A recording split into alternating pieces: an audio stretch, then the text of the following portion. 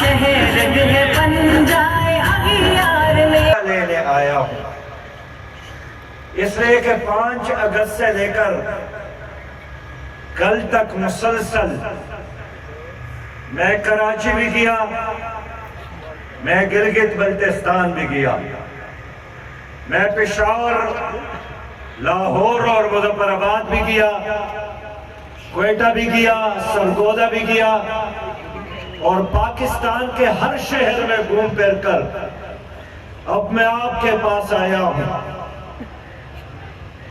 اور ہر گھر پر، ہر دل پر میں نے دستک دینے کی کوشش کی، اور یہ پیغام دینے کی کوشش کی کہ سری نگر میں جو کچھ ہو رہا ہے یہ اہل کشمیر کی لڑائی، یہ معیشت کے لیے نہیں ہے اور پانی کے لیے نہیں ہے، یہ پہاڑوں اور دریاؤں کے حصول کے لیے نہیں ہے۔ کشمیری اس لیے مر رہے ہیں کہ وہ پاکستان کے ساتھ محبت کر رہے ہیں۔ کشمیری کشمیر میں پاکستان کی لڑائی لڑ رہے ہیں، لیکن یہ لڑائی 72 سال گزر گئے۔ کشمیر میں انہوں نے صدارتی راج کا مقابلہ کیا، گورنر راج کا مقابلہ کیا، 9 لاکھ انڈین آرمی کا مقابلہ کیا، بار بار کرفیو کا مقابلہ کیا، جیلوں کو بھی آباد کیا، قبرستانوں کو بھی آباد کیا، اور آج بھی 18,000 سے زائد نوجوان کشمیر میں گرفتار کیے گئے اور انڈین جیلوں میں منتقل کیے گئے۔ جنوبی افریقہ میں ایک ہی نیلسن منڈیلا ہے جس کو دنیا جانتی ہے، لیکن کشمیر میں سینکڑوں ایسے نوجوان، بوڑھے، بزرگ موجود ہیں جنہوں نے 27 سال سے زیادہ عرصہ جیلوں کے نظر کیا، ایک نعرے، ایک سلوگن، ایک ارمان کے ساتھ کہ کشمیر بنے گا پاکستان۔ اس لیے میرے پیارے بھائیوں اور بہنوں، میں آج بھی جب اسلام آباد سے آ رہا تھا، میں دیکھ رہا ہوں اسلام آباد جہاں اس وقت ایک خوف ہے، اسلام آباد اس وقت ایک کنٹینر کی سٹی بن گئی ہے۔ اسلام آباد میں اس وقت پارلیمنٹ ہاؤس، ایوان صدر، ایوان وزیر اعظم کے گھر خندقیں کھودی جا رہی ہے۔ میں دیکھ رہا ہوں کہ اسلام آباد میں اس وقت حکمرانوں کے چہرے سر پڑ گئے ہیں۔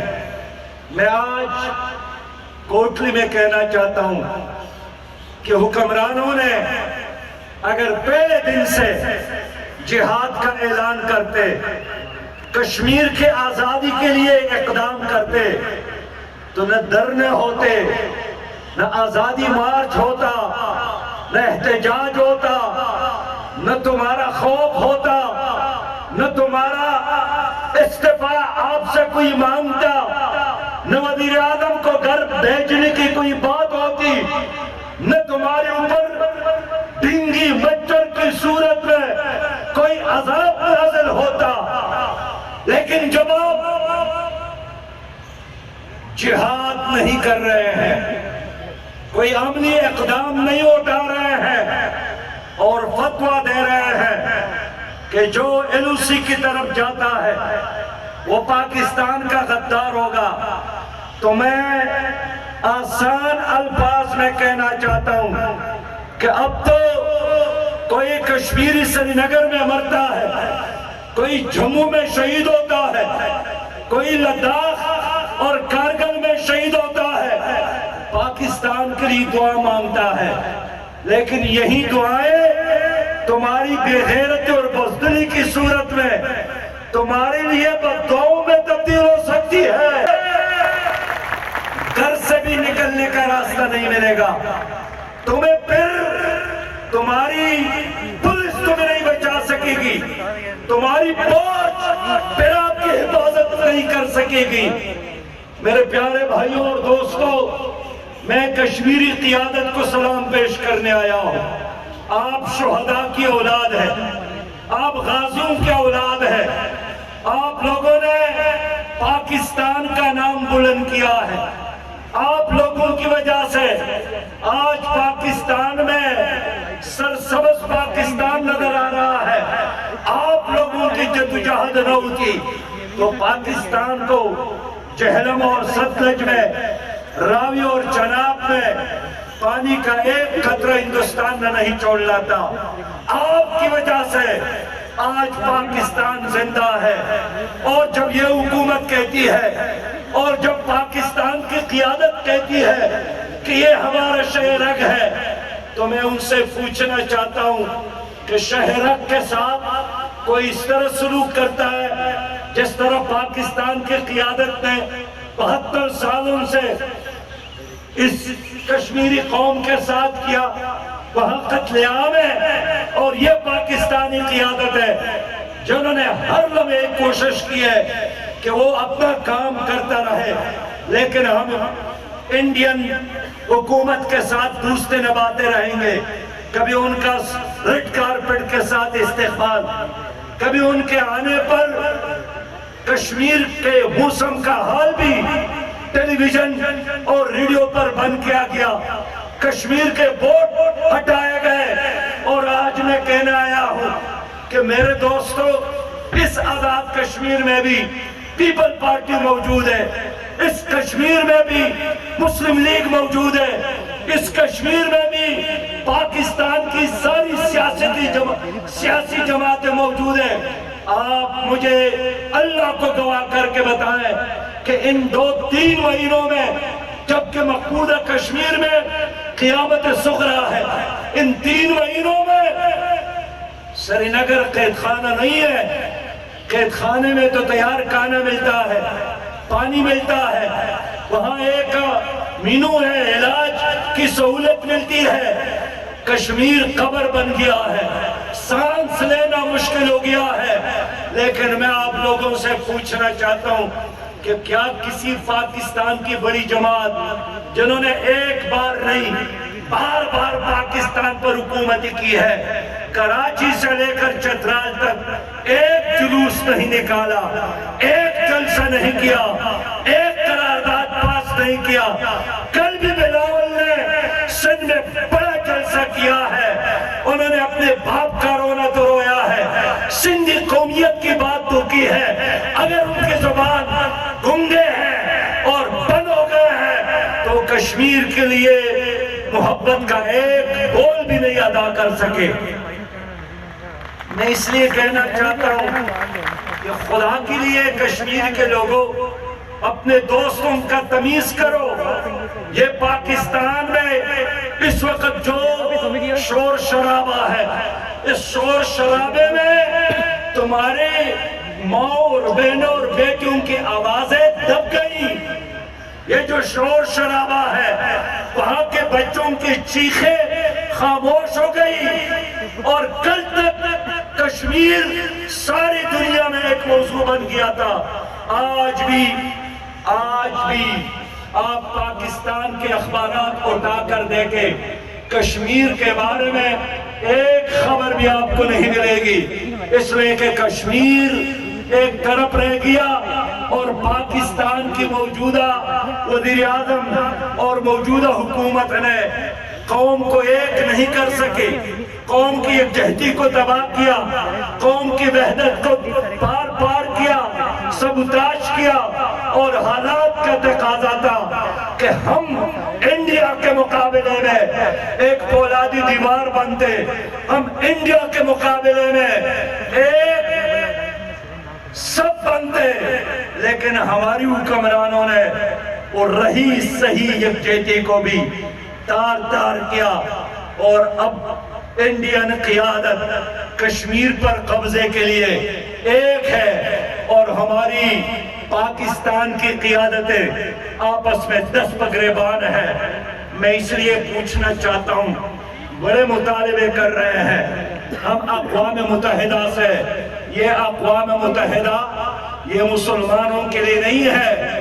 دنیا میں اس وقت 2.25 ارب مسلمان ہیں، لیکن 2.25 ارب مسلمانوں کی سلامتی کونسل میں ایک ممبر بھی نہیں ہے۔ یہی وجہ ہے کہ سلامتی کونسل ہو یا اقوام متحدہ ہو، وہ انسانی حقوق کا احترام کے چارٹر بھی موجود ہے، اور وہاں تو جانوروں کی حقوق کی بات بھی ہے، وہاں تو پرندوں کی حقوق کی بات بھی ہے، لیکن اگر یہ ادارے کسی کے بارے میں گنگے بہرے اور اندھے بن گئے ہیں، وہ مسلمانوں کے بارے میں، وہ کشمیریوں کے بارے میں، وہ فلسطینیوں کے بارے میں، وہ چچنیا کے مسلمانوں کے بارے میں پوچھنا چاہتا ہوں، یہی اقوام متحدہ جنوبی سودان میں تو بہت ایکٹیو اور فعال، یہی اقوام متحدہ تو انڈونیشیا میں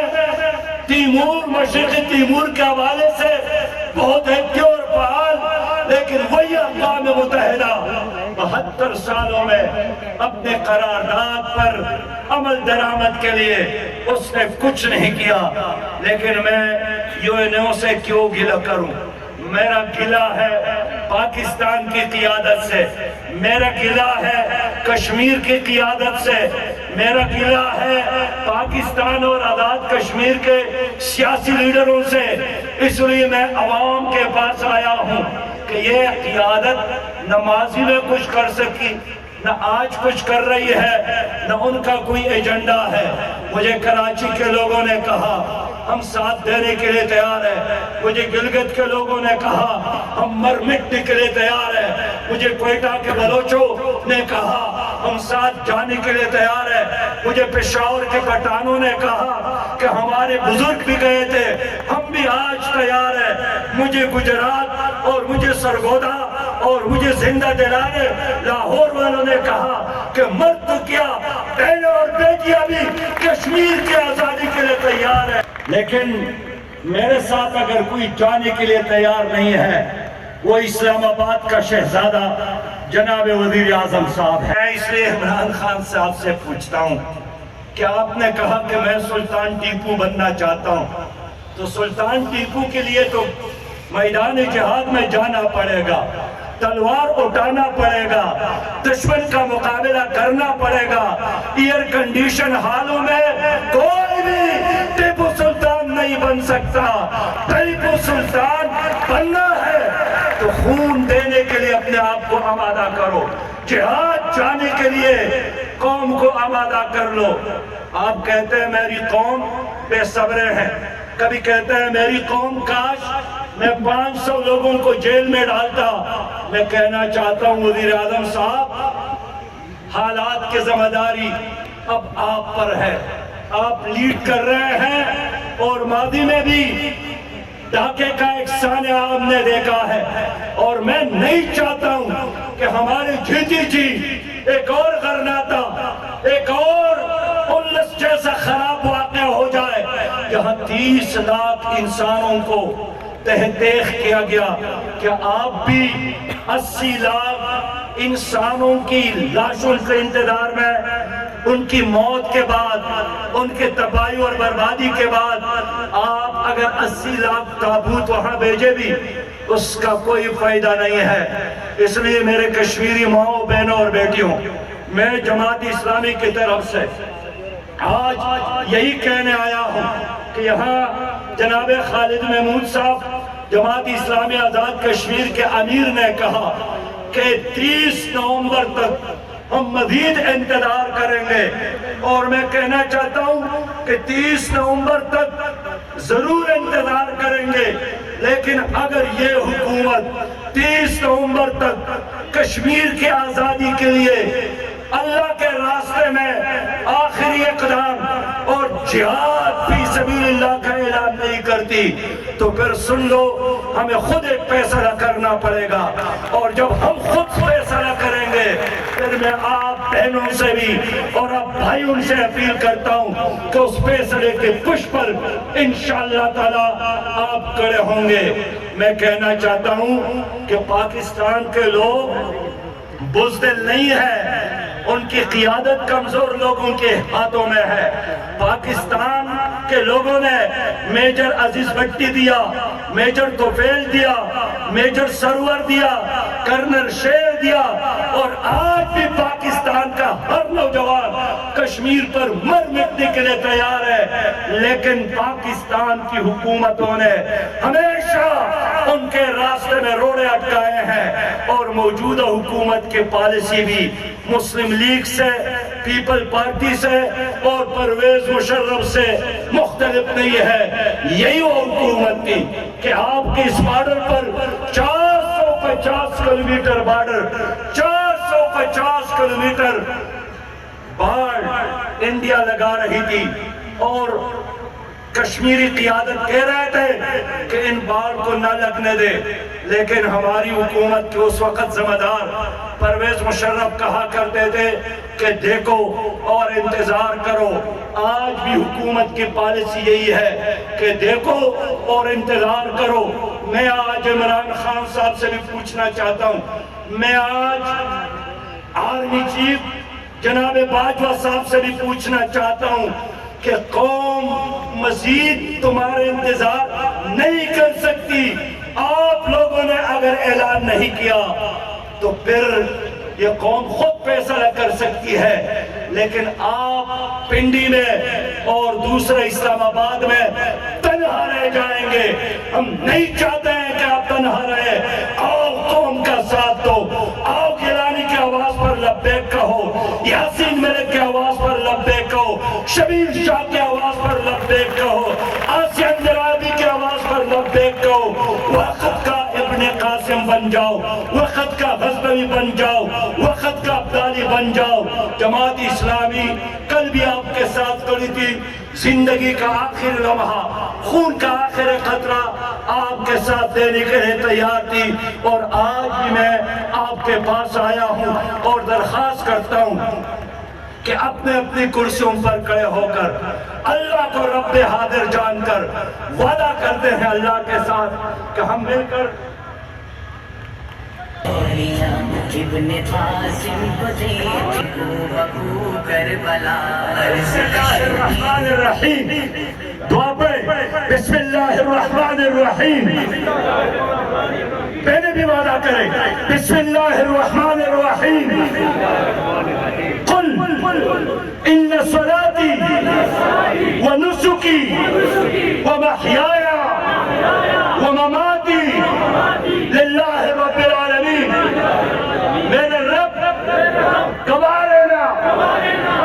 لینا ہماری زندگی، ہماری موت، ہماری نمازیں اور ہماری قربانیاں اللہ رب العالمین کے لیے ہے، کشمیر کے آزادی کے لیے ہم جہاد کریں گے، کشمیر کی آزادی کے لیے خون کا آخر قطرہ بہائیں گے، کشمیر کی آزادی کے لیے پوری قوم کو ایک کریں گے، کشمیر کی آزادی کے لیے اپنی ذاتی مفادات کو، اپنی ذاتی ترجیحات کو ایک طرف رکھ کر کشمیر کے لیے کام کریں گے۔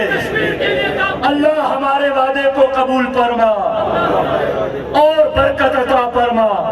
ربنا وآخر دعوانا الحمد للہ رب العالمین۔